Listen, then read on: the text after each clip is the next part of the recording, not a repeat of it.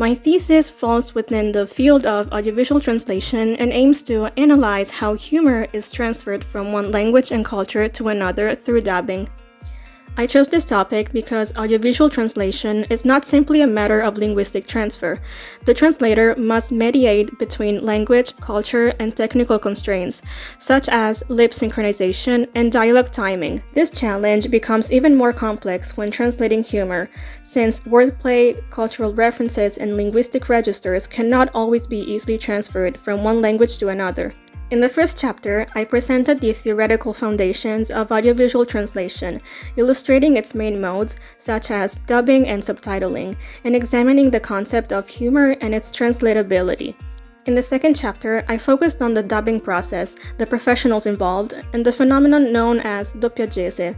I also compared the Italian and Spanish dubbing traditions, both historically well established, but characterized by different developmental paths. The third chapter constitutes the core of my research. Through the analysis of selected scenes from The Big Bang Theory, chosen because they have generated criticism and discussion regarding their translations, I compared the Italian and Spanish dubbed versions to examine how different translation strategies affect humor and character portrayal. Among the scenes analyzed, one of the most significant is from the first episode of the series, in which Leonard suggests that Sheldon expand his social circle. Sheldon replies that he has 212 friends on MySpace, interpreting friendship in purely quantitative and virtual terms. The humor of the scene arises precisely from the contrast between Leonard's relational view of friendship and Sheldon's extremely rational mindset, which reduces human relationships to measurable categories. The humor stems from a reversal of expectations. For Sheldon, online communication is the norm, while face-to-face interaction appears almost unnecessary.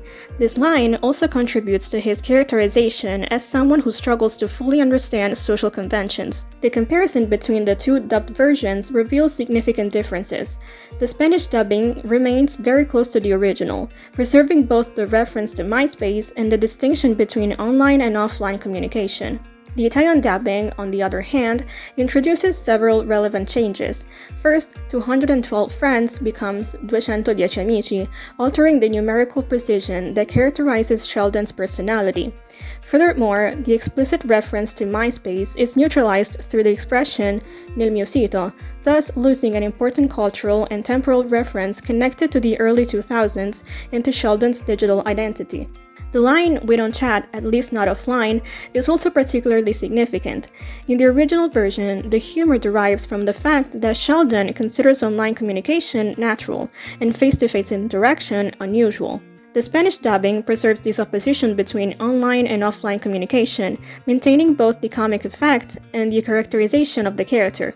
The Italian version, however, replaces the line with a more explicit formulation, per parlare e dire ciao come va, bene, ciao.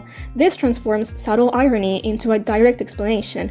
As a result, the comic effect shifts from Sheldon's unique worldview to his difficulty in socializing, making the character appear slightly more caricatured than in the original. Another particularly interesting example is the translation of the final question, "to what end?" as "fino a che punto?" In the original version, Sheldon is questioning the purpose of social interactions, demonstrating his inability to understand their function.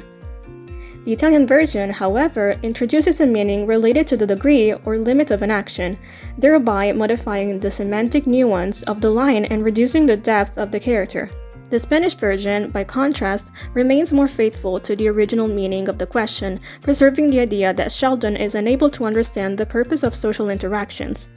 This example demonstrates how seemingly minor translation choices can influence not only the comic effect, but also character portrayal and the way audiences perceive fictional characters. In conclusion, my research demonstrates that translating humor does not simply mean translating words. It means recreating comic effects, cultural references, and the linguistic characteristics of the characters. The comparison between Italy and Spain highlights two different approaches, one more oriented toward cultural adaptation and the other closer to the source text. Therefore, every translation choice has the potential to profoundly shape the audience's perception of an audiovisual work and its characters.